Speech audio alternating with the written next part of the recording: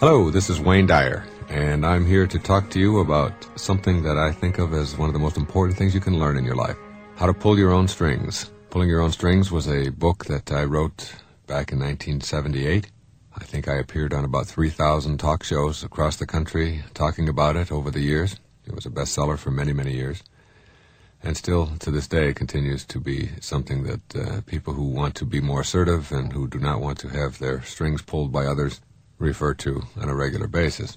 I'm very proud of this book, and talking about this again after all these many years is an interesting, exciting kind of voyage for me, because it's always good to remind yourself that you don't want to be a victim, you don't need to be a victim, that you have a right to your own freedom in life, and that you have the absolute right to choose to live the kind of life that you want to. Unfortunately, and this is the whole basis of this tape, most people do not make that kind of choice. Most people in our culture allow themselves in one way or another to be victimized by people and institutions and family and organizations and jobs and even strangers and clerks and bureaucrats. And they say things to themselves almost from a resigned point of view. It's just the way it is. We live in a society that victimizes each other. We have to play the game. There's nothing we can do about it. It's just something that happens, and it happens to all of us. And I'm here to tell you that it doesn't have to happen to you. It doesn't have to happen at all in any areas of your life. That there are specific strategies and ways of processing your world and your life that will allow you to get out of the victim habit. And being a victim is truly a habit. It is something that you have grown up with, that most of us have grown up with. Most of us grow up with a set of beliefs that we have to fit in. I remember my favorite poem of E.E. Cummings was one little line where he said, to be nobody but yourself in a world which is doing its best night and day to make you just like everybody else means to fight the greatest battle there is to fight and never stop fighting. And that's basically what this is. It's an effort to help you to declare your independence. In the Declaration of Independence itself, Thomas Jefferson put it this way: all experience hath shown that mankind are more disposed to suffer while evils are sufferable than to right themselves by abolishing the forms to which they are accustomed. And what this is about, pulling your own strings, is helping you to abolish the forms to which you have become accustomed. There are many ways to be a victim. Some people just operate from weakness all their lives. Some people are victimized by the past or institutions or family. And I'm here to tell you in this tape that pulling your own strings is really an attitude shift.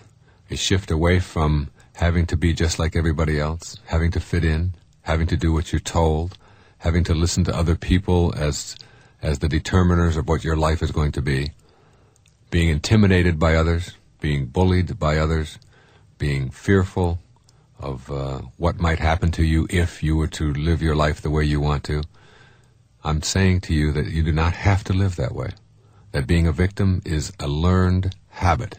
It is not your natural way of being. It is just something that you have accepted. And as long as there are people or institutions or organizations that will suffer those evils upon you, and as long as you're willing to accept them and take that kind of abuse, whether it's mental or physical or emotional or any other way that it can be expressed for you, as long as you're willing to accept it and take it and to fit into that role, there will be those out there who will indeed be willing to continue their role of putting you in your place. So being able to pull your strings means changing around some expectations that you have for yourself. And that's the very beginning. That's the hardest part for most people, because most people are victims not because the world is such a bad place and because there's so many bad guys out there. It's because people have accepted that role and have a set of expectations about where they fit in this world. And very often they believe that they fit in underneath someone else's thumb, or being dictated to by someone else, or keeping quiet when inside you're bursting to express yourself. That may be a role that you have learned and adopted. And there are other kinds of victim traps as well. You may be a very assertive, aggressive, outgoing person and still be victimized by a lot of the beliefs that you have, your emphasis on making the place where you work perhaps more important than your own life. You may have placed loyalty to the institution of your choosing above the loyalty to yourself as a human being. You may be making things more important than people. You may be victimizing yourself physiologically by abusing your body with addictive substances, or with the wrong kinds of foods, or not the proper exercise. You may be victimizing yourself through type A behavior, where you're always in a hurry and always facing deadlines and never able to enjoy your life. There's an old saying that I've always loved that said that nobody on their deathbed ever wishes that they had spent more time at the office. Like, oh, gee, if I'd only spent 15 hours a day instead of 14, I could die happily. Or if I'd only, made a little bit more money. That isn't what it's about. That people wish always, as they get to the end of their life, that they'd spent more time with the people they love, that they had rearranged the priorities of their life so that they could live the kind of life that they want to. And I'm here to say that you can. What are the non-victim expectations? What kinds of expectations do victims have? Well, let me look at just a few of the major categories of these, and the most important ones. The first is in your physical capacities and capabilities. What kind of expectations do you have about yourself, physically? The kind of human being that you are, the kind of body that you have and that you've shown up in. Do you believe that it's limited? Do you believe that it has to be sickly? Do you believe that you don't have the capacity to heal it, to make it well? Do you believe that other people are stronger and can do things that you can't do? The notion of your physical body and what you expect of it is something that you can really drastically change around. It was only in my life when I really knew that I could get myself to maximum health, super health, if you will. And I did that many, many years ago. Changed around the expectations that I had to live out a life of a flabby lifestyle. And since October the 7th of 1976, I have run a minimum of 8 miles every day, and I've never missed a day. And that is a lot of years and a lot of days into the 1990s without missing a day. And it's only because I have an expectation that that's something that I can do. It's not a compulsive behavior. It is just a way of being. It's no more compulsive than brushing my teeth every day, something that I do as a way of life. And I changed around a whole lot of expectations about my own body and how healthy it can be. I've changed around expectations about what I have to put into my body, and therefore things like alcohol and drugs and even caffeine and salt and all of the kinds of things that we put into our body indiscriminately and poison ourselves with are no longer choices that I made. Not because I've got such great discipline and I'm some kind of a super being. Not at all. It's because I've changed my expectations around of what my body can do. And once you get yourself aligned in a higher consciousness way about who you are and what you can do, your body just takes over. That is, your body fulfills its own perfect destiny. It is a temple. It is a temple that houses your soul and houses your mind. And keeping that body in maximum shape is something that any of us can do. But you've got to change around your expectations and not be a victim of it. There's also the whole notion of your mental capacities. So many people believe that they're just average, that they're only capable of doing mediocre kinds of things, that they're C students, if you will, that they fit in the middle somewhere. I believe there's a genius residing in you, and that genius is waiting to awaken.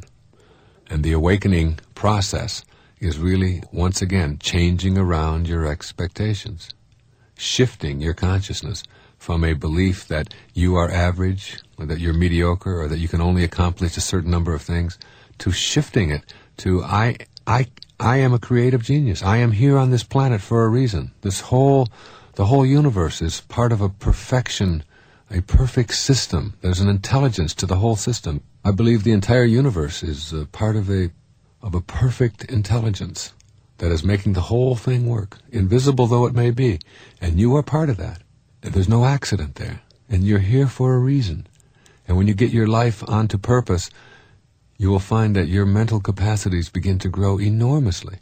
When you believe and expect that you are capable of handling anything in a mental capacity, when you know that in your heart and in your soul, then you no longer continue to think like a victim. Your emotional capacities. This is something that people victimize themselves with over and over and over again every single day. Again, notice the emphasis. People victimize themselves with. Other people will only victimize you if you allow them to. And I'll speak more about that later. But your emotional capacities, I believe that you choose your own feelings. Your feelings come from your thoughts. And if you can learn how to control your thoughts and understand that your thinking is what creates emotions in you, then you can choose the emotions you have. You don't have to be upset. You don't have to be afraid. You don't have to be anxious. You don't have to be fearful in given situations. It may be the way that you normally would react, and maybe you'll continue to react that way. But it's still a choice. Your emotional reactions are choices. And when you know that, then you'll be able to catch yourself when you find yourself immobilized or out of control or being pushed around or victimized by your own emotional reactions. Who are the victimizers? Who are the people out there that are manipulating and controlling us? Well, I have a few categories here. The number one on this category is the family. As much as my family is important to me, I don't think there's anything more important in my life. I don't have to say I don't think. I know there's nothing more important in my life than my wife and my children. And they're all very, very important to me. I have 7 of them. Each one of them is precious and dear and has their own purpose and is on their own path. And I try to keep that family life something that isn't going to later be the source of their being victimized emotionally. If you look at virtually everybody in mental institutions across the country and take a survey or a poll on what it is that they couldn't deal with and why they ended up mentally unbalanced or incapacitated in some way, you'll find that about 99% of it is from families. Families. People telling each other how they have to be, what they have to think, how they have to dress, what their values ought to be, what their religious and spiritual orientation ought to be, what kinds of cars they ought to drive, what kinds of food they ought to eat, who they ought to talk to, who they have to hate, who they have to stay away from, who they have to be victimized by, if you will. Families. And you have to be very, very careful as a member of a family and understand that while it is the most important institution in our culture, it is also the one that does the most damage. And you have to know that in order to be your own person and not be having your strings pulled by somebody else, you're going to have to stand up to family members, whether they're immediate family or extended family. The ability and the willingness to stand up and say, no, I'm not going to be what you think I ought to be. I have to stand up for it and be the kind of person I am. That's what pulling your own strings is about. Not allowing anyone, family or otherwise, to be your victimizer. The other big victimizer is the job. A lot of people don't like their job. A lot of people feel that they're not pursuing their bliss. They're not following their own purpose and why they're here. And they find themselves being pushed around and even going to work every single day and going home and being full of remorse, and then that remorse continues to grow and so on. If you feel victimized by your job, then you have to take some time to ask yourself why you're allowing yourself to stay and do things that don't make sense to you or don't fit in with what your own view of why you're here is all about. Another big victimizer is professionals and authority figures. People are intimidated. So many people are intimidated by that whole teacher complex or that whole doctor complex. They go into a dentist's office and they're the ones who's paying the bill and they're the ones who's making this whole thing happen. That beautiful office you see there is because it's costing you a fortune to have a crown put on your tooth, and you're calling him doctor and he's calling you by your first name. When it seems to me it ought to be the other way around. And being intimidated by authority figures, whether it's medical people, and sure, it's nice to show respect to other people, and I'm not saying you ought to be disrespectful, but I'm saying you ought not to ever place anybody else's head above your own. And people do this with authority figures all the time, police and military and people who have money, and all of these kinds of people in positions of authority can be a big category of victimizers. Bureaucracies are an enormous victimizer in our culture, particularly in Western culture, where we have to keep records for everything that we do. Just make an appointment with the Social Security Administration sometime, or go to have your driver's license renewed, or go down to the post office, or go to an IRS office and sit down and try to get some information, and you find yourself being shifted around and here and there and everywhere, and this kind of bureaucracy is something that a lot of people feel victimized by. And I think it's unnecessary. I don't think we have to experience it and feel it that way. There are ways to deal with those institutions and keep yourself sane, and I'll be talking about some of those. And finally, the biggest victimizer of all, of course, is yourself. Yep, yourself. Despite all the people in the other categories, the fact is that you are the one who victimizes yourself. You are the one who makes these things more important than yourself. And you are the victim very often of your own training and your own history and your own values and your own behavior toward your body and your own behavior toward your mind, your own self-portraits that you have inculcated over a lifetime. So when you look at all the victimizers out there, and you look at all the people who are pushing you around, perhaps, or not, or you feel are responsible for a lot of your obsequious behavior, then always keep in mind that you are the product of the choices that you make as you go through your life, and that instead of saying, "Why is this happening to me?" and "Isn't this awful?" and "Why, God, are you putting me through this again?" begin to ask yourself the question, what's in it for me? What's the lesson? What do I have to gain here? And how can I transcend this and get past it? When you do that, you'll begin to move on to the next level, which I call operating from strength. In moving forward towards pulling your own strings in all areas of your life, you want to develop an attitude, a self-portrait, in which you begin to visualize and image yourself as a tower of strength, not weakness. Keep in mind that people respect strength, not weakness. I can remember in teaching for many, many years at the university level and at the high school level and even at the elementary level for a while, but particularly at the university level, in the graduate school, I would give an evaluation at the end of the course each year, each semester. And I would get in a whole lot of most of the people who would fill out these forms would write something, and they'd all say something really nice. "He was terrific, you were great, it was a great course, best class I ever had." And I would just sort of flip through those, very neatly, until I'd get to the ones that were critical, or the ones that were, I felt, helpful and honest, not nasty and not abusive in any way, but people who weren't afraid to say what it is that they really felt. And those are the ones I paid the most attention to. It's interesting. When you are looking for an honest opinion, when you really want help, you're going to go to a person who is not afraid to tell you the truth. And while you know who the people are that you can go to when you want to be stroked, or when you want to be made to feel better, when you need help, and you need an honest, straightforward, truthful answer, you'll respect strength, not weakness. Weakness is saying the thing that makes somebody else feel good. Strength is operating from integrity, from authenticity, from honesty. And people respect that.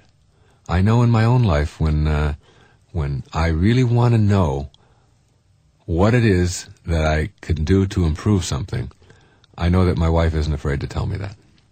There's a lot of people who are. There are people who work for me who don't want to tell me that, who are going to tell me the things that are going to make me feel good and make them look good and so on. But I know that my wife, Marcy, will not be afraid to tell me, this is what you have to do, or this is what's missing, or this. And sometimes I don't even like it. And sometimes I rail against it. But I always go to her when I want help or when I want assistance, because I know that she's not afraid to tell me the truth. So people respect strength. People don't respect weakness. And that's something that you have to learn if you're going to be pulling your own strings in your own life. That operating from strength really means operating from effectiveness in your life. It's almost like you have to develop a code of non-victim ethics for yourself that says, I am a valuable, important, significant, divine creation. I am here for a very short time. While I'm here in form, in the physical body that I'm in, I am entitled to fulfill the purpose or the destiny that I have been assigned while I'm here. I believe in that I'm here for a purpose. And I'm going to get my life on that purpose. And anyone or anything that gets in the way of that, as long as I can behave towards them in a moral and just and honest way, I can say to myself in my moral code of ethics, you do not have a right to interfere. No one has a right to interfere with anyone else's right to live their life the way they want to. No one. My right to swing my fist and flail my arms about stops with your right to not have your nose be punched. All right? So as long as you're not hurting anybody else in the process of operating from strength, as long as you're not interfering with somebody else's right to do the same, then whatever it is that you're doing is perfectly all right. Now, there are going to be a lot of people who aren't going to like that. And I've outlined a few of those people already. The family particularly are going to be a lot of people in there who are going to tell you that you shouldn't do it this way because it's inconvenient for them, or that isn't going to get them to, they're not going to have anybody to manipulate and to control. And if you go off and just do whatever it is you want to, they might have to do a lot more than they've been used to doing. They might have to clean up after themselves. They might have to take responsibility for their own life. And you've been doing that all along. So they will be spending a lot of energy in attempting to keep you from really asserting yourself and going out and doing what is significant and important for you in your own mind. But you have to be effective. You have to be what I think of as quietly effective. And the way that you are quietly effective is you do not teach people not to victimize you with words. Let me emphasize that. Words are not the tools of the quietly effective person operating from strength. It is behavior that counts. You teach people with your behavior how you want to be treated. And here we are, trying to pull our own strings and be our own person, and talking endlessly and ceaselessly and having these arguments and discussions, and it still goes on and it still goes on, and you still find yourself the victim, and you still find yourself picking up after others or not being respected or whatever it may be. There's an old saying, it's one of the secrets of the universe. I hear and I forget. I see and I remember. I do and I understand. And not one moment before. Doing is what teaches people how to understand you. So it is in the process of doing, when someone behaves towards you in a way that is to victimize you, like your children, for example, leaving their clothes around, and you endlessly talk to them about not doing this any longer, and you don't want them to leave your clothes around, and don't you understand that I have to pick up your clothes and my clothes, and that's not fair, and you go through this tirade day in and day out, and it still continues. But when you take those clothes and put them in the trash, or when you leave those clothes sit there and don't wash them for them, so that and the only clothes that get washed are those that are in the appropriate place, or when you teach them with whatever it is that is effective, quietly effective behavior with no words, you let them know specifically, I am not going to be your victim. And this is true of virtually everything. Somebody who is yelling and screaming at you, and whether it's your husband or your wife or one of your children or a clerk or whatever, and if you stand there and scream back, it's just words against words, and it doesn't mean anything. But if you leave quietly, leave the room and go into another room, you're sending a signal.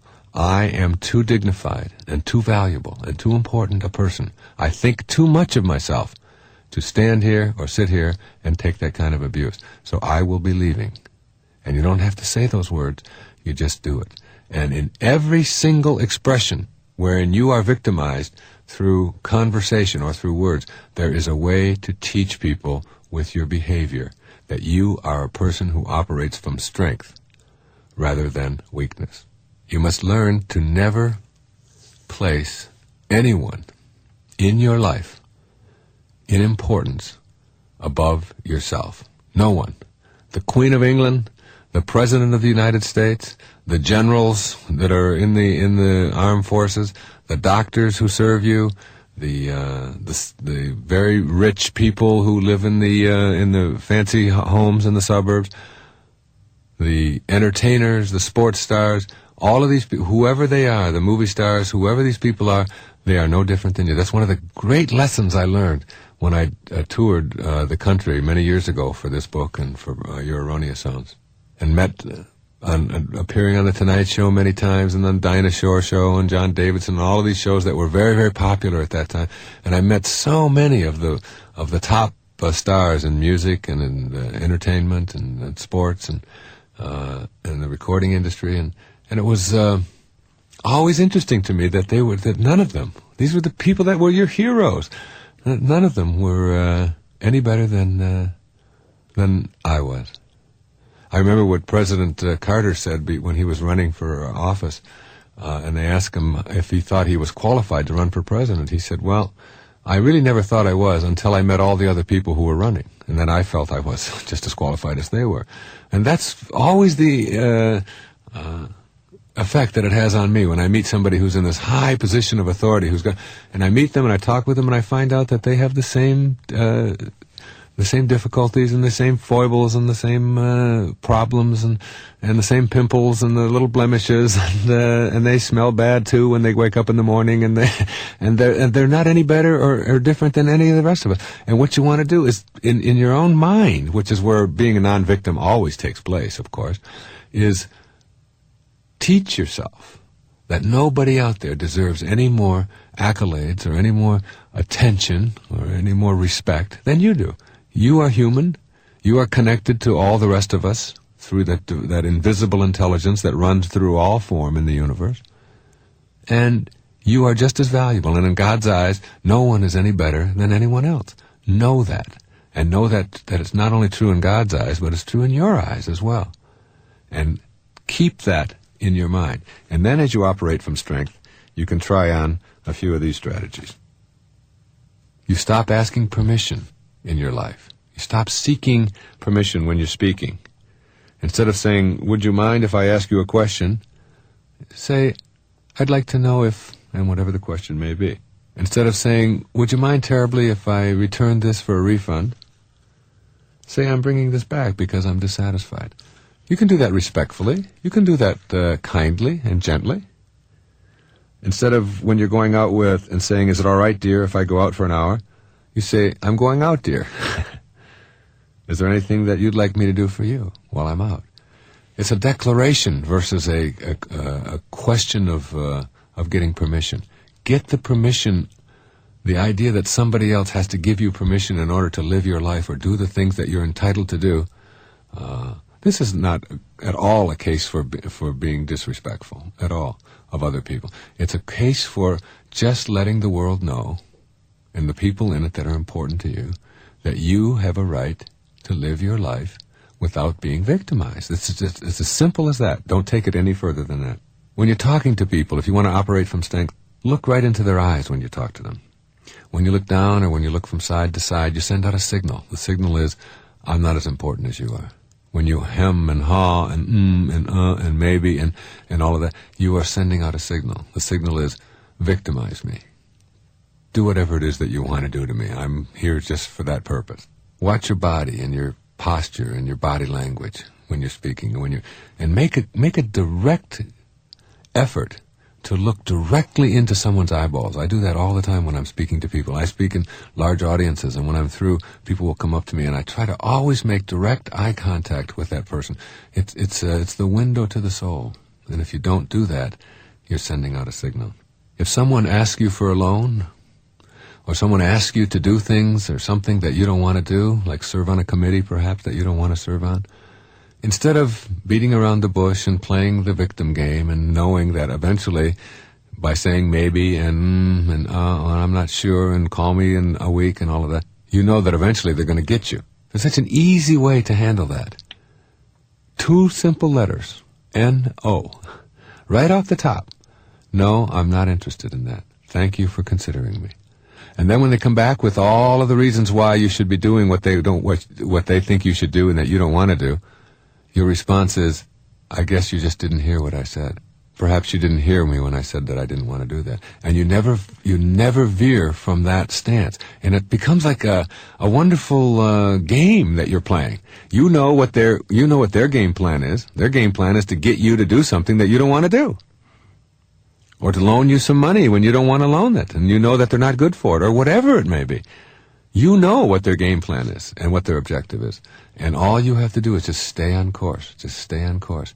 And lo and behold, after a while, they stop. All of that kind of stuff stops. Because you were emphatic enough at the beginning to just simply say, no.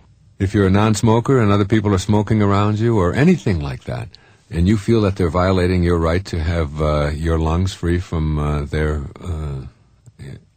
noxious smoke, then don't be afraid to politely ask someone to do it. Test yourself. Give yourself an opportunity to test your operating from strength behavior. Don't sit there and inhale smoke for an entire evening. In fact, that's one of the reasons why it's become less fashionable for people to smoke, and why fewer and fewer people are doing it, which is wonderful. Because it used to be that the smokers were in the majority, and the non-smokers were the victims. It doesn't have to be that way any longer. And now you're seeing it reversing. People are beginning to pull their own strings. Try calling some people by their first name instead of yes sirring and doctor this and professor that and sir this and all that. Just see what happens. You find that when you keep yourself level with other people, if they're calling you by your first name, they're not any better than you because they have a title, and that isn't necessarily a way that you show people respect. You don't show people respect by what you call them. You show people respect by how you interact with them and how you treat them as human beings. And calling your physician by his first name or whatever is, or whomever it may be, if it's a problem. If it's not, then do it any way you want to. But if you're working on not putting and elevating other people in importance to you, then you have to work on it in all kinds of areas. And the thing that you fear the most, you find that those people, that there was nothing there to fear in the first place. I prefer being called Wayne. I don't like it when people call me doctor this or professor. I don't need that. And I, when somebody comes up to me and says, "Hi, Wayne, how you doing?" or whatever, whoever they are, I always feel that that's a person who's operating from strength. I have more respect for that than I do for the need for someone to place the title. Never be afraid to go over someone's head if you feel like you're being victimized, whether it's in a store or in a business or in a bank or whatever it may be. You don't have to do that callously, but simply just don't assume that because someone has told you something that is going to put you in a position of being a victim, that you now therefore have to accept that. There's always another way. There's always another. And as long as you keep an open mind to that and know that there's someone else that you can go to, that there's some other avenue that you can take, you'll find yourself less and less being victimized. And particularly when those people know that you're not afraid to do that. I found that in dealing with people at banks, that I go directly to the person that I know has authority, if I want something. And it's much more effective than dealing with all of the people in the middle who are really paid to keep you from reaching the person who makes that decision in the first place. When you're being interviewed for a job, or when you're in a situation that might be troubling for you, that's a good time to practice assertive behaviors. You don't ever say things like, I'm not sure if I could handle this. Instead, you say, I'm sure I could handle this. I'm sure I could, because I've found in my own life that there's never been anything that I couldn't handle if I really put my mind to it. You send out that kind of a signal, but it has to come from an integrity, from an honesty, from a belief that you know inside that there is nothing that you have to be afraid of or that you can't handle if you're given the sufficient training. And finally, refuse to pay for poor quality, and refuse to tip for it as well. Stand up for that. It isn't just an obligation to just turn over your hard-earned money to someone who is giving you poor service or poor quality. You're entitled, if you pay for something, to have the best. You're entitled to that. And it doesn't mean that you have to treat other people in a supercilious manner in any way. It just means that you're entitled to that. And you don't have to be obnoxious about it, and you don't have to be cheap about it. I have found that when I'm dealing with waiters and waitresses and so on, that I consider myself a very generous tipper. I always have believed that if you're debating between giving $3 and $4, always go with the higher number, because what goes around comes around, and it's just a good way to be, and it's what your purpose is all about. It's about giving and sharing and caring for others. And if the service is poor, I don't just leave nothing or anything like that. I generally tell them, I say, gee, you're really having a tough time here tonight. There's a lot of people, and it must be. And generally, they will explain what's going on. Oh, there's a cook back in the kitchen who didn't show up, or there's, and you walk out not feeling like you were victimized. And so when you ask, instead of just sit there and fume. I was just flying on an airplane just the other day, and I found we were 20 minutes late. And the pilot had made no announcement. And I feel victimized when things like that happen. I feel that I'm the one that he's flying here. That's the reason he's got all of those bars on his uniform and so on, because there's people like me who are willing to plunk down several $100s to go from Chicago to New York. And here we are 25 minutes late, and no announcement has ever been made about that, and we took off on time. And I just feel that the passengers are entitled to know that. So I just sent a note to the stewardess and said, would you ask the captain to please make an announcement on why we're late? And sure enough, in another minute, he made an announcement. He even apologized for not having done it. So rather than sit there like a victim and feel like I don't know what's going on, he said there was some storms over Lake Erie or someplace, and they had to veer around, and they were going around. And I was grateful. I don't want them flying through those storms. That's fine. I just want to know. I believe that I'm entitled to that. And rather than be angry and all of those kind of things, you operate from strength. You quietly, effectively get what it is that you're looking for. And that's really the message here. You don't have to be a victim, ever. And if you are, you look at your own behavior rather than those who are treating you in some way that you don't like. One of the big victim traps that so many people find themselves in is being seduced by what is over. I always tell people what is over, and you can't change it, you can't should have done it, you can't would have done it, you can't could have done it. You've got to stop all that shoulding on yourself, if you will. And what you want to do here is look at how you get to be victimized by things that have already happened. Like, I can remember moving from Michigan to New York when I took a position as a professor at St. John's University in 1971 or 72. And I arrived on Long Island, brand new home. It was on a Wednesday. We had left on Wednesday. We drove there. We got there on a Friday afternoon. I had a new little baby girl. And we got to our home, and there was no electricity. So I called Lilco, the Long Island Lighting Company. And I got on with them, and this was Friday afternoon now, and I said to the girl who answered the phone, I'd like to have my electricity turned on. We've got a little baby, and we need to have warm. It was in October. And she said, I'm sorry, sir, you should have called on Wednesday. So I put my finger up and down on the phone real hard, about 3 or 4 times. I said, excuse me, is this Earth? And she said, of course it's Earth. What are you talking about? This is local. I said, well, on Earth, where I've lived for the last 31 years, you can never should have called on Wednesday, on Friday. You can't do that on our planet. She said, would you go through that one more time? I said, real easy. I said, on Earth, you can never should have called on Wednesday, on Friday. You can't do that. It's Friday. I can't should have called on Wednesday. She said, I think you better talk to my supervisor. And it took me like 3 supervisors before I got someone who understood that I didn't want to be told what I should have done or what I could have done or what I would have done. I wanted my electricity turned on. And I kept it very light and amusing and so on. And sure enough, someone was sent out that afternoon, and I had my electricity turned on. Now, I can call next Wednesday, but I can't should have called on Wednesday. And you can't should have called or should have done anything. Everything that you did in your life up until this moment is over. It's done. It had to happen in order for you to get to the next level. Accept that. Don't allow yourself to be victimized by things that you can't change, things that are over. Your parents were the parents that they were. Your parents did what they knew how to do, given the conditions of their life. They didn't do it good, they didn't do it bad, they weren't right, they weren't wrong. They just were who they were.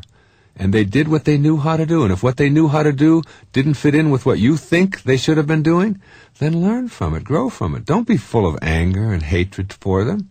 That's the biggest victim trap you can get into, being mad at somebody for what they did 25 years ago. And besides, they're a different person today anyway, and probably wouldn't do it that way at all. So what you want to do is look at everything that you find yourself upset about or manipulated by or controlled by, and change all of that. Shift it around. Shift it around to a new kind of consciousness. And that consciousness is, I can't change what's over. So all of the things that you did in your past, and all of the shoulds that people are imposing on you, are things that you're going to have to watch out for. One of the big victim traps people are going to use is they're going to tell you what you should have done. If only you would have listened to me. If only you would have done it before. If only you would have done things the way I said. And when anybody ever does that, that sends off a signal in me. There's a flag that goes up, and I put that, it's a mental flag, and it goes right up into my head. And that flag, it says, I should have done it that way. I already did it. That's already over. And if somebody starts telling me over and over if only you would have listened to me, I will even ask them questions like, how can I have listened to you now? How can I do that? Explain how I can do that. And usually that just stops them, because they see that there's no way that you can have listened to them when that time is over. If only you wouldn't have moved to Chicago in 1957. If only you wouldn't have done that, you wouldn't be having all these troubles now. How could you not have moved in 1957 when it's in 1991? How can you do that? It's not possible. So you have to be watchful for that and look out for the victimizers who will resort to looking at what is over and try to keep you their victim by constantly putting you back there. Let's take a look at some of these tactics that, quote, victimizers, unquote, use to keep you from being all that you want to be, keeping in mind that you are at this point now refusing to be seduced by what is over. It's over. You're not going to let anybody refer to it. You're not going to refer to it yourself. You're just simply going to be in the present or in the future. Question: why did you do it that way? Great victimizing stance. Gets you in the position of having to defend yourself. It's already done that way. Instead of asking you, what did you learn from what you've done, and how can we repeat these errors in the future, they want to get into the whys. And what they're doing, of course, is looking for blame. And as soon as they can blame you and assign some kind of fault to what has just transpired, then you, of course, are the nice little victim. Another one: if you had only consulted me first. But it's over. That's what you have to always remind yourself. It's over. Sure, if you would have consulted them, perhaps you would have done it different. But you can never should have consulted them now when it's already over. You can't consult them on Friday about Wednesday. You can't do that any longer. Next Wednesday, yes, not last Wednesday. Or, we've always done it this way. Again, a reference to the past. Things have always been done that way, therefore you will continue to do them that way, and if you don't do them that way, then you are going to have to explain yourself. And as soon as I get you in the position of having to explain yourself, you are my victim and I'm in charge. Or, if you said it before, why don't you mean it now? You told me this before. You told me you loved me, and now you're telling me that you don't. The assumption, of course, is that people don't change, and because you say something one way a long time ago, that it still applies today. The now is the working unit of your life. The past is a thought. It's formless, it's dimensionless. You can't have it back in the physical world. The only place you can have it is in your mind. So that any reference to what was done in the past or what you said in the past is just usually an effort to get you to be their willing victim. If you don't go there, if you just know in your mind, see, it's almost like a new perception of reality for you. You begin to perceive reality the way it is, now, in the moment. And all of that stuff back there is only just a learning. It's only to be recalled if it's going to be effective now. If it's designed to get you to feel bad or to be manipulated, you don't go there. You simply don't go down that road.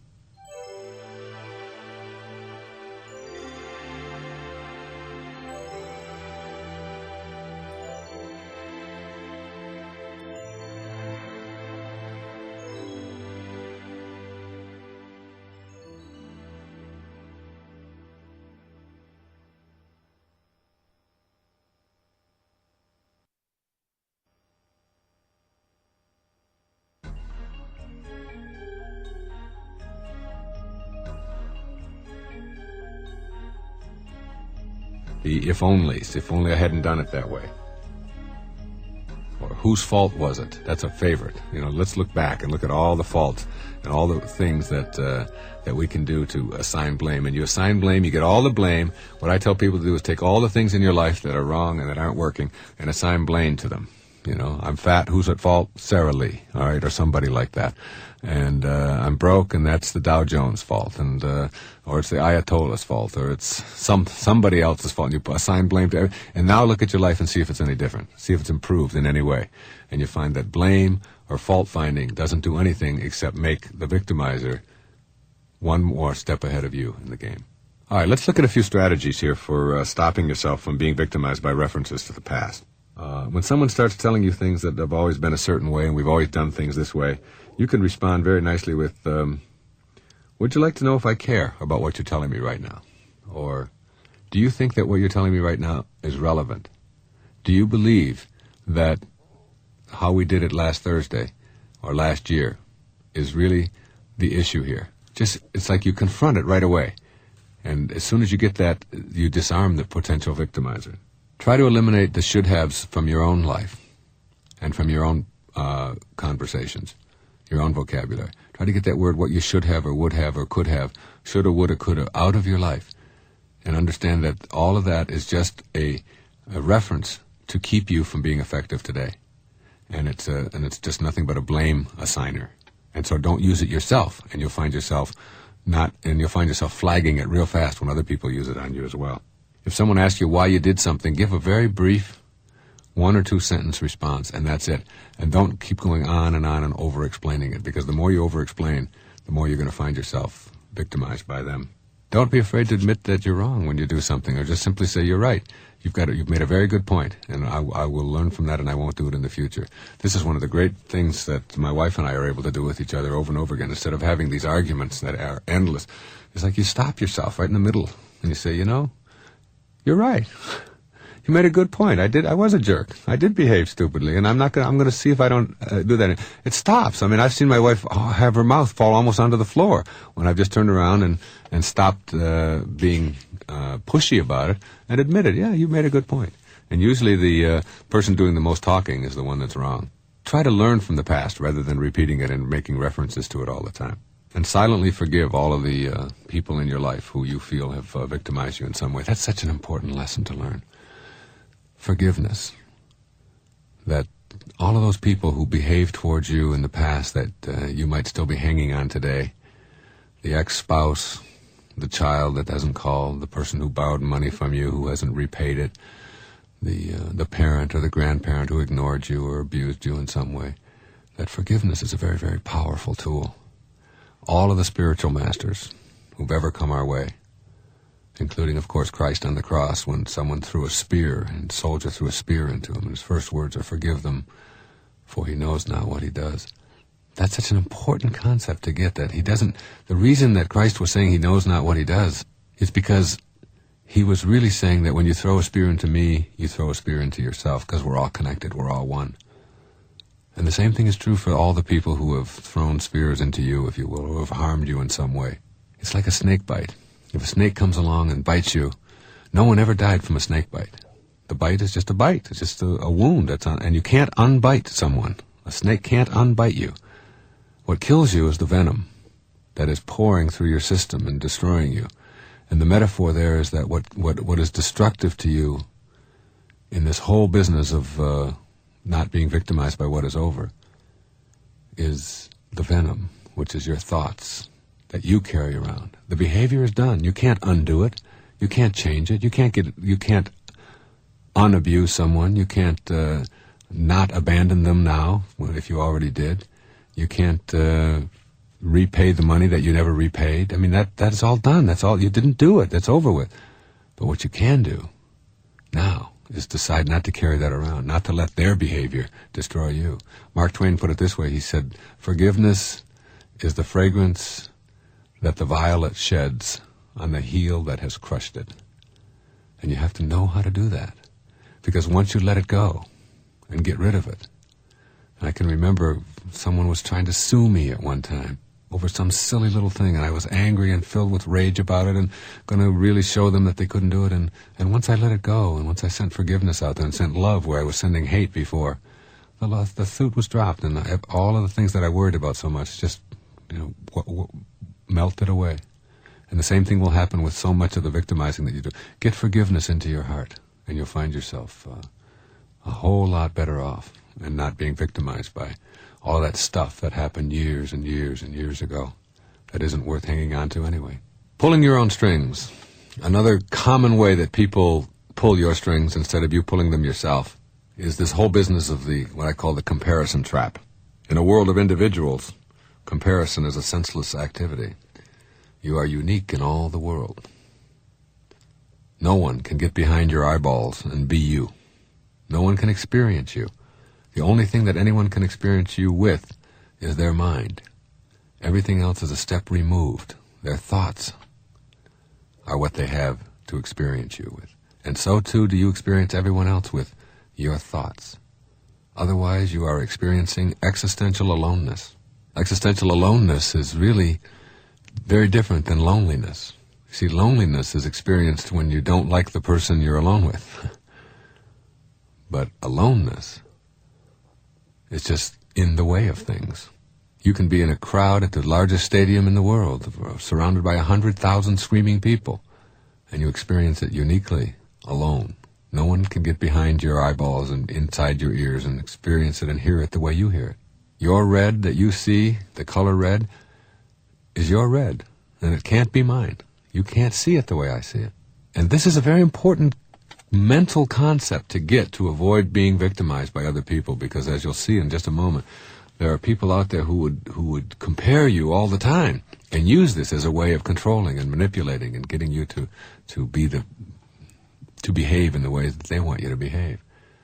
When you understand your existential aloneness, when you know that you are unique and special in all the world, then you stop the inclination to compare yourself to other people.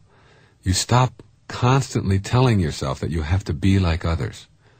You stop constantly striving to accomplish and achieve at the same level that other people have achieved at. You get past this whole need to keep up with the Joneses, because that's a way of putting yourself into a victim trap that it's almost impossible to get out of. You see, even if you're in a race with somebody else, if you're looking over your shoulder to see how you're doing in comparison to how the other person is doing, then what you're really doing at that moment is saying that you are in charge of how I am feeling right now. However you perform, and my comparison to you is what makes me happy or not happy, and you've turned the strings over to somebody else. This is a really big area for most people. Most people find themselves unable to isolate themselves from comparing themselves from other people. Children grow up in a world where we hear things about peer pressure all the time, that there's a lot of peer pressure, that everybody has to fit in, and if you don't fit in, then you're isolated, and if you're isolated, then you're a reject, and if you're a reject, then you're an outcast, and it all goes on to all of these horrible labels that we place on people. We have to raise children to understand that there's no peer pressure in the world, that there are people out there who are saying, do things the way I do them, and then there are individuals who say, wait, I've got a mind of my own. You want your children to have a mind of their own. You too want to have a mind of your own. You want to think for yourself. You don't want to have somebody telling you constantly that you have to do it because everybody else does it. If you do things the way everybody else does, what have you got to offer? I mean, if you're just like everybody else, you have nothing to offer. You're just one more sheep bleating away. You don't want to be that way. You want to understand that, yes, there are standards and there are norms within a society, and that we accept those as living standards. But I don't compare myself to other people. I don't have to go out into the world and look at other people to determine how I'm doing in my life. That's got to be an inner thing. That's something that has to come from within. And yet there are people out there, there's many of them, who are going to constantly compare you and use all kinds of techniques and strategies to get you to conform by saying, don't you see that other people are doing that? But the first thing you have to do before you can even eliminate other people doing it to you is to get rid of it yourself. Get rid of this whole notion that I have to be somebody who other people accept or like in order for me to feel good. And you don't want your children to be believing that, everybody else does drugs, so that's why I did it. Or everybody else is jumping off the cliff, so that's why I jumped. Or everybody else is drinking and driving, so that's why I do it. Or everybody else is not wearing any clothes to school, so that's why I go naked. I mean, it's an absurdity. And if you're constantly comparing them to others, then don't be surprised when they do it themselves. Raise them to understand that there are peers out there who will try to pressure you, but if you buy into it, then you are the victim. That you have to decide for yourself what is morally proper and improper, and what works and doesn't work, and what is effective and ineffective, and not some invisible standard called peer pressure that is the biggest cop-out I've ever heard of. Let's look at some of the victim traps in this comparison business. Here's the first one. Why aren't you more like your brother? Or why aren't you more like your sister? Or why aren't you more like Sally down the street? You find when somebody else is telling you to look at yourself and ask you the question, why aren't you like the other husbands or the other wives or the other workers and so on, that's something that you have to send a flag up for. And my response when anybody ever does that to me is, if I'm just like everybody else, what do I have to offer? I'm not here to be like the guy down the street. That isn't what I'm here for. I have my own purpose. He has his. He's on his path. I'm on mine. And I'm not here to emulate him. And you stop it. You put a stop to it right there. Another common one is nobody else is complaining. So you might have a reason to complain about some injustice.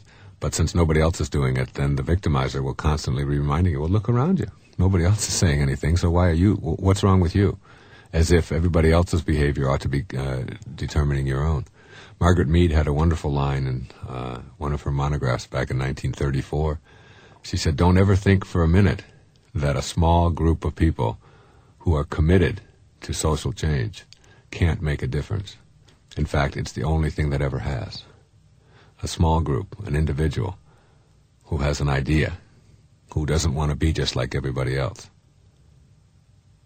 can really make the whole world change. In fact, that's how all change comes about. It starts with an individual or a small group of people.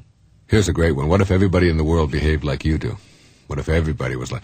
And it's like, there's the comparison, comparing you to everybody else in the world, and then why aren't you fitting in? Or you should be satisfied with what you have. Everybody else is satisfied. Or don't make such a scene. You're embarrassing me now around other people. It's like the whole inclination to look at what other people are saying or thinking or doing is a reason for you to quietly go away and be my victim.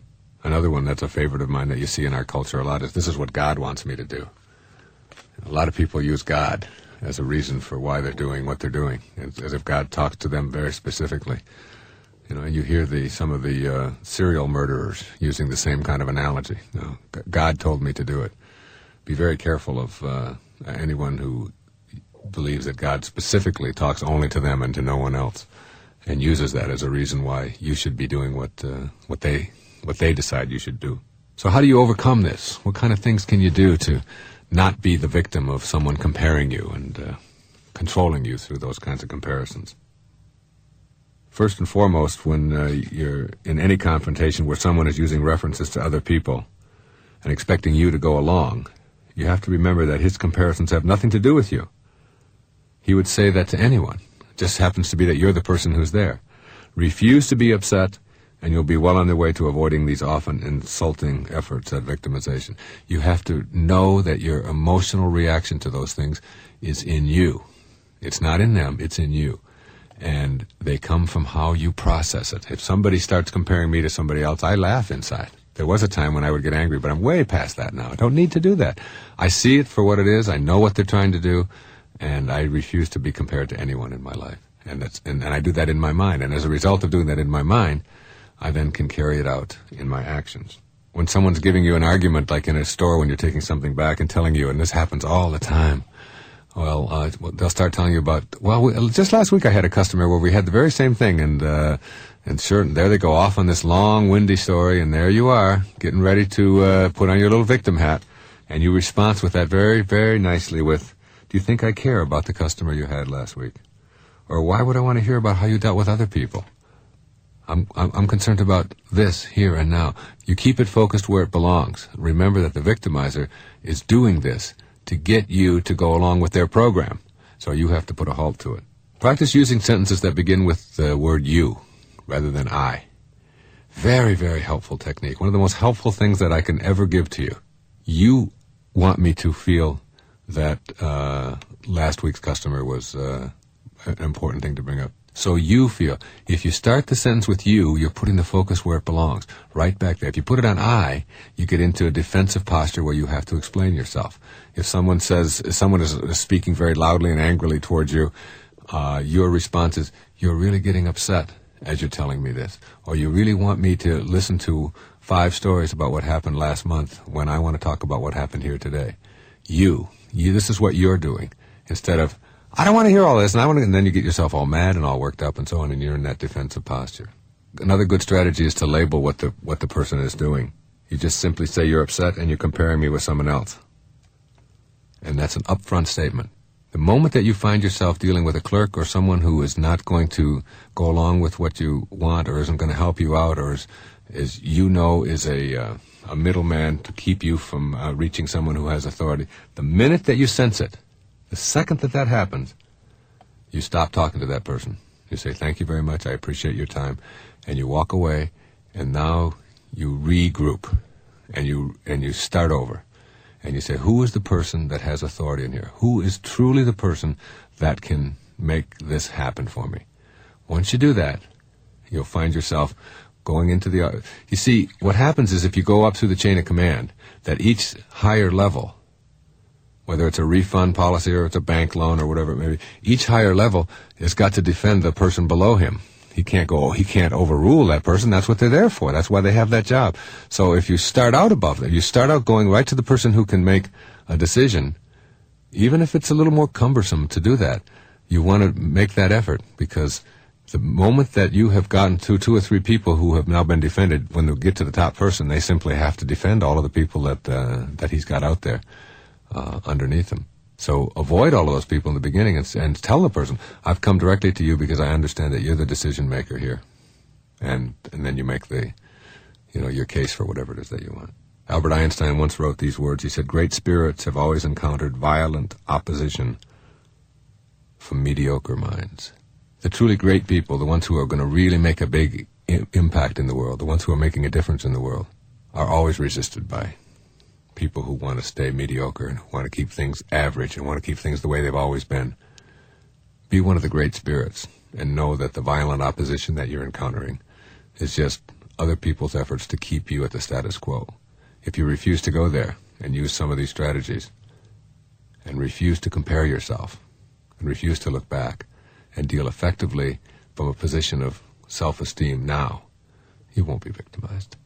Another major area of being victimized, if you really want to pull your own strings, you have to learn how to be quietly effective. And get this, you will never be understood. The greatest understanding you can have is that you don't understand. And spending your life and your energy and your relationships on trying to always be understood and have someone else agree with you and understand you is one sure way to make sure that you're going to be a victim for the duration of that relationship. You don't have to prove yourself.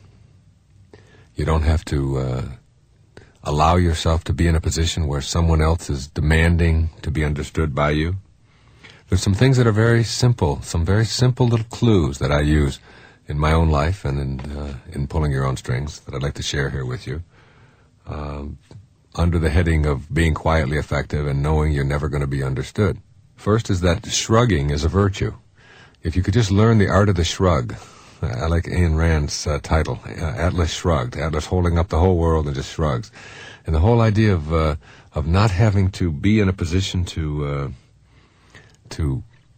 defend yourself or to be understood, or somebody's demanding something from you, and when you could just sort of shrug your shoulders and say, well, I don't understand.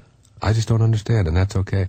My wife and I do this to each other all the time. She does the craziest things in the world, And vice versa. I mean, she thinks what I do is crazy, too. I mean, she believes in what she's doing and believes that that's the way a house has to be run, for example. She makes the beds first thing in the morning. I mean, that to her is just her way. I have lived under the philosophy that it's not any healthier psychologically to get into a made bed than it is to get into an unmade bed. But she makes the bed. I don't understand somebody getting out of bed in the morning and making the bed, but I don't have to understand. It's not necessary for me to understand. I don't have to get into a you're wrong and I'm right attitude toward it. It's just a simple shrug. If you want to make the bed, that's terrific. I'll even help you if you want to. Just let it go. You don't have to. I don't have to understand that. She puts the glasses in the cupboard with the lips going down. I put them facing up. I don't understand that. How could anybody face them down? But that's the way she does things, and that's perfectly all right. And you know something? Life is full of those little things. Everywhere you go, you're going to encounter people who do things their own way.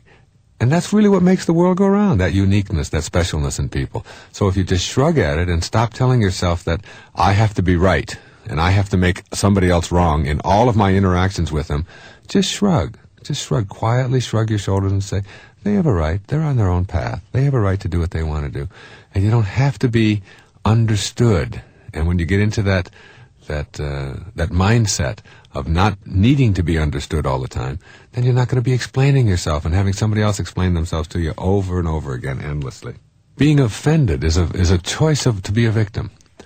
You ever think how silly it is to go around being offended? There are people who turn on the radio and they hear somebody speaking in a certain tone or saying a word that they don't like, and they have a whole vocabulary of words that they're offended by. And if somebody says one of them, right away they go off into a dither. Well, it's just like letting somebody else's behavior decide how you're going to be emotionally. I mean, you can be the kind of person who goes down the street and your emotions are being pulled by everybody else, your strings are being yanked by everybody else in the street, depending on what words they choose, what symbols come out of their mouth. This person says hell, that one says damn, this one says uh-oh, this one says caca, that one says poo-poo, this one says wee-wee, whatever it may be, and you're offended, or whatever synonyms you want to use for all of those functions. For what? It's like allowing yourself the right to process somebody else's behavior for what it is. It's their behavior. It's not yours. If you don't like what somebody is saying on the radio, tune the dial someplace else. If you don't like the way somebody else is dressing, turn your eyes someplace else. Don't feast your eyes on it. If someone else wants to hear rock music that you think is disgusting, then don't listen to it. That's what this whole thing is about. That's what the First Amendment to the Constitution is about. That's what free speech is about. That's what free expression as a human being is about. That there's no code that is going to fit everyone.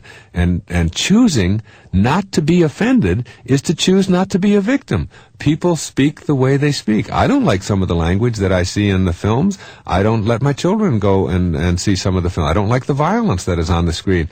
Rather than being offended by it and being all upset about it and getting myself worked up and being a victim to the people who choose to display violence on the screens, I simply don't go to those movies. I don't have anything to do with them. And I don't miss them, and I happen to believe that it's part of the gratuitous violence that we find throughout the culture. But I'm doing what I can to eliminate that. But being offended by it, being upset by it, it's as silly as being offended by starvation. Starvation is a part of what the universe is about. And so is my desire to change it and to improve it. That's just as important. And that's what I go with. I go with what I'm for rather than what I'm against. Everything that you're against weakens you. Everything that you're for empowers you. So the question is, do you want to be empowered or do you want to be weakened? Everything you fight, you'll be weaker for the effort. Everything that you're for will empower you. When they asked Mother Teresa if she would march against the war in Vietnam in 1967, she said, no, I won't. She said, but if you have a march for peace, I'll be there. And there's a big difference. All of the people in the world who are against terrorists, if they suddenly were for peace and worked for peace and devoted their life for peace, there wouldn't be any terrorists left. But all of us who are against terrorists and want to fight them become more warriors, more need to have more hostility and so on in the world. It's very important to know for yourself that whenever you're offended by the behavior or the actions of somebody else, as morally right as you may find yourself to be and as reprehensible as you may find their behavior to be, it still is letting somebody else pull your strings. It is your emotions clanging up or clanging down, depending upon what somebody else outside of you does. And you just simply don't have to give them that kind of power. And when you do, and you find yourself offended and all upset and your blood pressure up and your ulcer growing, know that it's because you have given that kind of power to them, not because of what the other people have done. Also, it's important to, if you want to be quietly effective and know that other people aren't going to understand you all the time, is to stop analyzing your relationship to death. I've said over and over again that relationships that work because there is no work. Who wants to go to work all day and go home and get in the car and say, okay, now I've been working all day, now I got to go home and work tonight. I got to work on my relationship. And now it's like the rest of the night until midnight you're working on your relationship, then you dream about it, and your whole life becomes this enormous job. So you see, there's two ways to look at virtually anything. One is the violent way and one is the peaceful way. That's the yin and the yang of the universe. The violent way is to analyze something. When you take something and analyze it, you tear it apart. You break it open. You crush it. You dissect it. You pull it all apart and see what's in it. So that's what people do with a relationship. Analyzing is a very violent intellectual act, if you've never thought of that. And it's a victimizing stance. It's violent intellectually in that it tears apart. Now, the opposite of analyzing something is synthesizing, that is, bringing together, looking at what holds it together. What are the similarities? What is it that we have in common here? And how much do we enjoy each other? What are we for? If you're in a relationship and you understand that what you think about is what expands, or as you think, so shall you be, is true, and you're thinking about what is wrong or what is missing in your partner, then for you, your experience of them will be what is missing or what is wrong, because what you think about is what expands. So what you want to do is get focused in your relationships on what you are for. What do you like about that person? And observe that. Unless you want the negativity to expand, then focus your mind on that, because whatever your mind is on will be your experience of them. You can't get behind your eyeballs and be that person and be your spouse. You only have your mind to experience your spouse with. And if your mind is on what's wrong, then that's what will be your experience. If your mind is on what's missing, on what you don't like, then that will be your experience. And that's what analyzing a relationship almost always is about. You do this, and I don't like that, and this is wrong, and then that becomes your experience on it. When I look at my wife after being gone on a business trip or whatever, I look at the divineness that is in back of her form. I look at the thoughts, the beauty that is in the invisible part of her, and I'm just grateful that she's there, rather than thinking about all the things that she's done that I don't like or that we argued about or whatever. I don't want that to continue to expand. And so I don't want to analyze our relationship. I just want to love her and be loved for what we are. Because, as Robert Frost said, you love the things you love for what they are. Not for what they ought to be or what they used to be or what they can do for you, but for what they are. When you fall in love with someone, you fall in love with what they are. You don't look in their eyes and say, you're really beautiful, but if only your eyes were a different color, then I could like you so much better. Or if only you were a little taller or a little shorter or your hair were a little this or that. You don't do that. You just go, You're just so gaga in love because you are loving what they are. And then you get into a relationship and mature the relationship, and now your mature relationship is, you should have done this, and if only you did that. And that's what destroys it.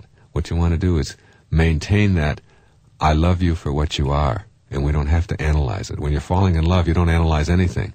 You just simply enjoy being with each other. Arguing isn't worth defending. I know that people do it. I do it sometimes. I see it as a weakness when I do it. It is not worth defending. Usually the person doing the most talking in the argument is the one who's wrong, who is trying to overstate their case.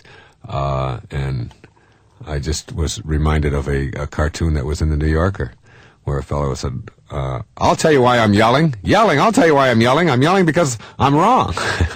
And it's like that kind of admission that you finally realize right in the middle of it that, I'm raising my voice because I don't know what else to do.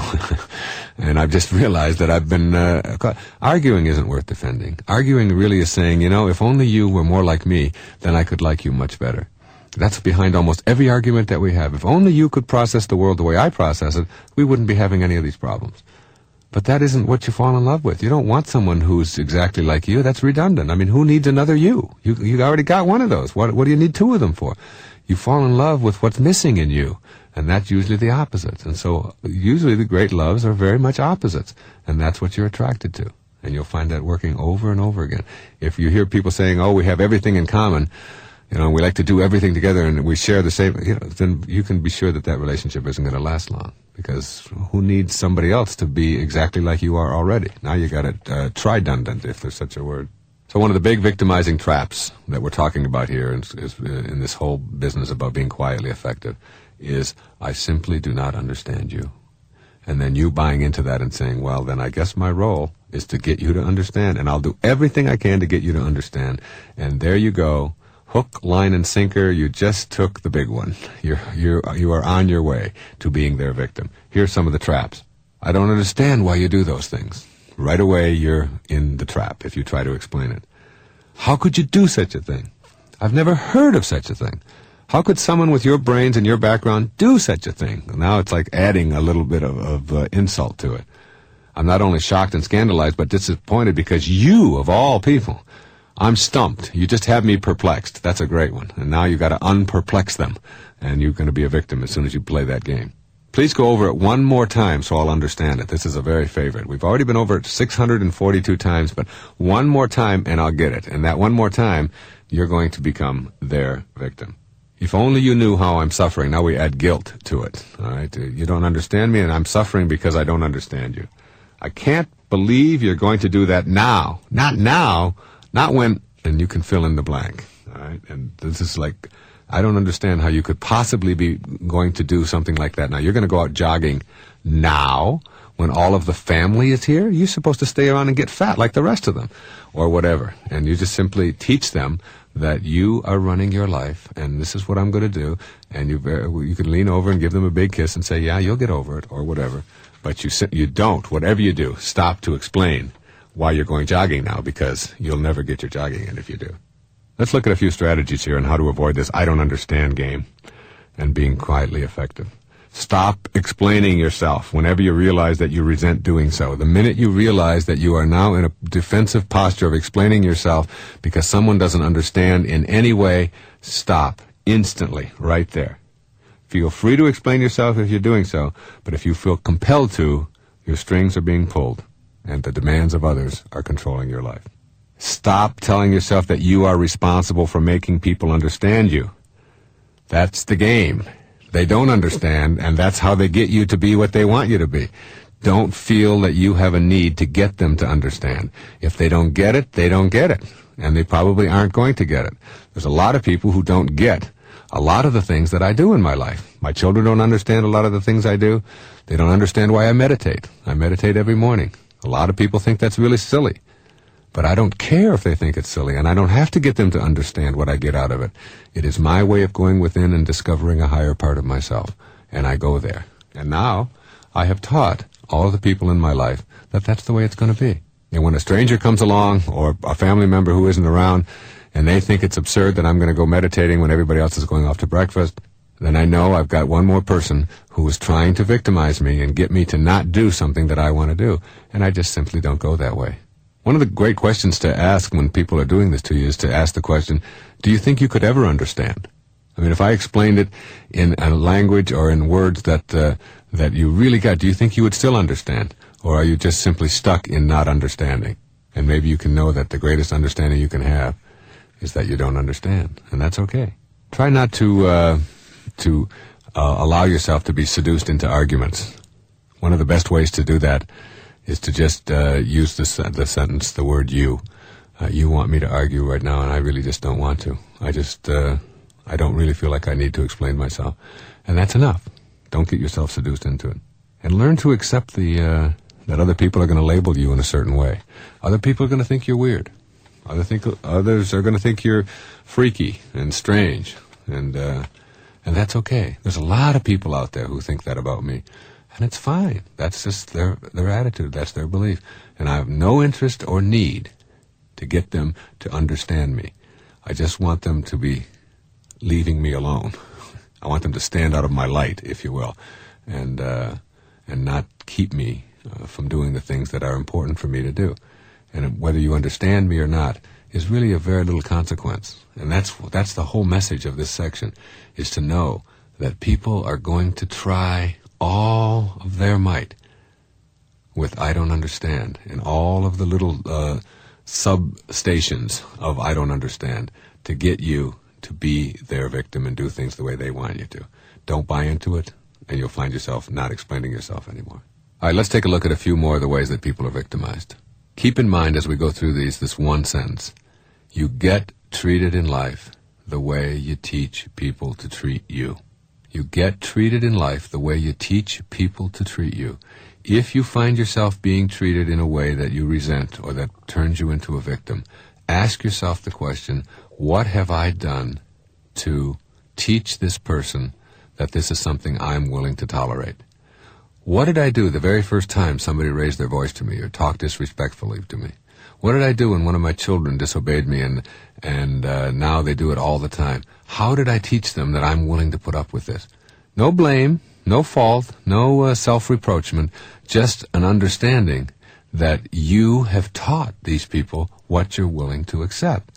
Once you take responsibility for it, then you can do something to change it. If you're just blaming them, then you're waiting for them to change in order for your problems to go away. And that's like if you drop your key inside the house and you look outside on the street for it. I mean, why would you look outside when the solution is inside? If you dropped it inside, you got to find it inside. And what you have to learn to do is develop an inner candle flame that never flickers, though the worst goes before you. You must know that all of the problems, all the difficulties, all the victimization that you may feel in your life, all of the strings that are being pulled by somebody else, are really things that you have allowed up until now. And now you make a recommitment to your own excellence, or your own non-victim status, if you will. So you want to teach other people how you want to be treated. You teach them with behavior, not with words. You become very aware of when they are trying to victimize and control you, and you put a stop to it. One of the great ways that people do this is by judging rather than accepting things for what they are. There are a great many things in the world that we talk about as if they were real, but they are just only judgments. You know, the only difference between a flower and a weed is a judgment, and that's true of people as well. Here's some things that don't exist in the world. Disasters, luck, a dumb bird, a normal attitude, a guarantee, a dreadful dress, a gorgeous hairdo, terrible language, a nice lady, an awful sight, a good boy, a stupid person. These are all judgments. And you have to learn the difference between judging and what is real. Some of the categories of where people dichotomize and judge are good and bad. They try to put the whole world into what is good and what is bad based upon some perception I have. And those things that don't fit into it the way I think they ought to be are bad, and all the things that I agree with are good. And so you find yourself going through your whole life running into half of the people or more who are doing things in a different way than you do and judging them all to be bad, and therefore being their victim because they now own your emotional strings. Remember, being a victim isn't necessarily a physical thing. In fact, that's very seldom the thing, because we have laws to protect each other from being physically abused by each other. It isn't as if somebody's putting you into a jail, into a cell. It is the victimization is what you experience in your mind and in your emotions. And this comes from judging, from categorizing, from compartmentalizing people and putting them into the compartments. And then when they don't fit with the behavior that you think they should exhibit, you find yourself upset and worked up and angry and hurt. Good and bad and right and wrong and beautiful and ugly. There's no beautiful people in the world. There's no ugly people in the world. People are just the way they are. They look exactly the way they do, the way they're supposed to look. They're part of the perfect intelligence that is in all things in the universe, that invisible intelligence that is within all of us. But if you categorize people that way, then you are finding yourself potentially a victim. It's really important to develop a quiet mind when it comes to all of this. A quiet mind is a mind that is at peace, a mind that doesn't judge. One of the things you learn about judgment is that you do not define anybody else with your judgments. You only define yourself as someone who needs to judge. Just because you label somebody else to be something obnoxious or nasty or hurtful doesn't mean that that's what they are. That's just your judgment, and that's your definition of yourself as someone who needs to judge. People are not defined by your judgments. People are defined by their own thoughts and their own actions that are subsequent to those thoughts. So learning not to judge and unclogging your mind, if you will, of judgments and negativity and quieting your mind. It's like if you could spend an hour a day in meditation. The great French philosopher and scientist Pascal said that all of man's troubles stem from his inability to sit quietly in a room alone.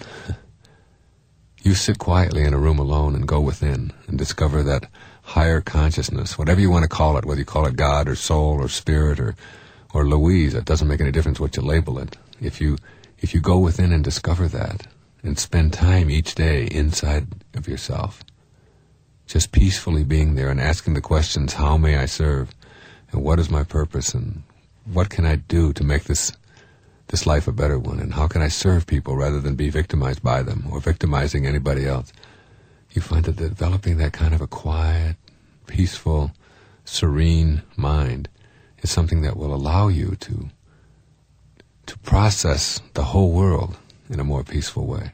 And when you get to that point where you are aligning yourself spiritually, or you are aligning yourself with the invisible part of your humanity, the part that defies form, that doesn't begin and doesn't end, when you align yourself there, and that becomes your first priority, you start noticing that you don't get victimized as much. I've really noticed that as I've gotten myself on a higher spiritual path and a more peaceful path for myself and more at ease with myself, that I've begun to take much better care of my body, that I notice that when I don't expect people to be abusive towards me, that I hardly ever see it anymore. It's really rare that I see it. I know that when I get in the car and I have a 17-mile ride to go to my home from my office, and there's a lot of traffic lights and there's a lot of traffic and a lot of slow drivers and so on, I know that when I visualize in advance in my mind that this is going to be a very pleasant experience, and I see myself, if somebody's cutting me off in advance, that I see myself not allowing myself to be upset and depressed by that. I see myself going through that whole process of driving all the way home in advance. This is before I've even opened the car. And I sort of play it out in my mind. And then I get in and I just allow the physical now to follow the thought that I just had, the visualization that I just had. And sure enough, somebody will get in there and cut me off or drive slowly or whatever. And for me, it's like I just see them as part of the perfection of it all. They're exactly where they're supposed to be at that moment. I'm no longer a victim. I have aligned myself first with my mind, knowing that I can create in my mind what I want, and then not allowing myself to be victimized when those things occur. And as I do that, I go through my life, I find that as I am more peaceful and I send out more harmony and more love and more forgiveness and more kindness and more of all the things I've been talking about on this tape, if you send that out more, that's what you get back. If you send out hostility and pain and suffering and anger and wanting to make other people wrong and wanting to prove yourself all the time, if you send out that kind of energy from yourself, that's exactly what you're going to get back. Send out love, you'll get back love. Send out anger and impatience, and that's what you'll get. Pulling your own strings truly is about looking within and knowing that no one can make you a victim without your consent. No one.